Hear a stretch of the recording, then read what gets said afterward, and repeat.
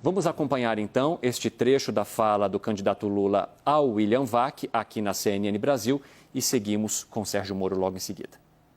A delação premiada foi com que muita gente ficasse rico. Ora, o que eu posso te dizer é o seguinte, sabe, o processo de investigação poderia ter sido mais sério se o juiz não fosse o pilantra que foi, se não transformasse a Lava Jato numa questão política, para me proibir de ser candidato a presidente da República, para tentar me condenar. Ou seja, o tempo inteiro, eu tive 358, ou seja, pessoas que prestaram depoimento, eu tive 26 processos, foram todos, eu fui absolvido em todos, fui absolvido pela Suprema Corte, fui absolvido na ONU, na primeira e na segunda instância, ou seja, eu sou um cidadão livre, embora pelo fato das pessoas terem passado 5 anos acreditando na mentira, as pessoas não querem reconhecer. Então, eu estou muito tranquilo que nós vamos continuar combatendo a corrupção, nós vamos continuar dizendo para as pessoas que esse país não comporta efetivamente que a pessoa cometa crime que não seja punido. Ministro, o candidato Lula, do PT, menciona mais de uma vez que esta operação foi uma mentira, numa tentativa de tirá-lo do páreo das eleições. Eu gostaria que o senhor primeiro comentasse a sua visão sobre o que foi dito, então, pelo candidato Lula ao William Vac. Boa noite. Boa noite. Primeiro, boa noite a todos. E eu queria agradecer a oportunidade de ter esse direito de resposta, porque fui citado, fui, inclusive, ofendido. O que a gente tem que deixar muito claramente aqui, inicialmente, é que o ex-presidente Lula mente. Ele está sendo mentiroso. Porque, primeiro, ele não foi absolvido e nem inocentado. Isso é muito claro. Eu proferi uma sentença contra ele, como juiz, aplicando a lei, e o condenei por corrupção e lavagem.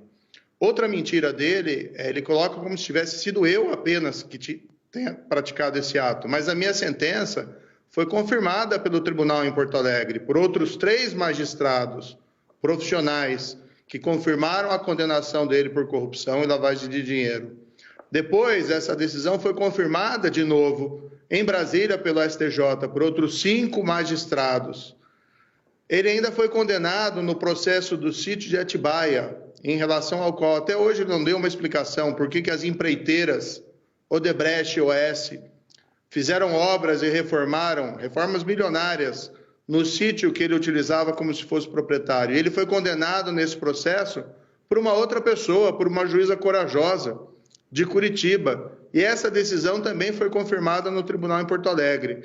Então não fui eu apenas, foram vários juízes que o condenaram, que viram as provas e o reputaram culpado. Depois houve anulação, 3 anos depois, pelo Supremo Tribunal Federal, num julgamento que eu reputo um grande erro judiciário do Supremo Tribunal Federal, mas ainda assim o próprio Supremo Tribunal Federal jamais disse que o presidente era inocente ou o absolveu no mérito das acusações.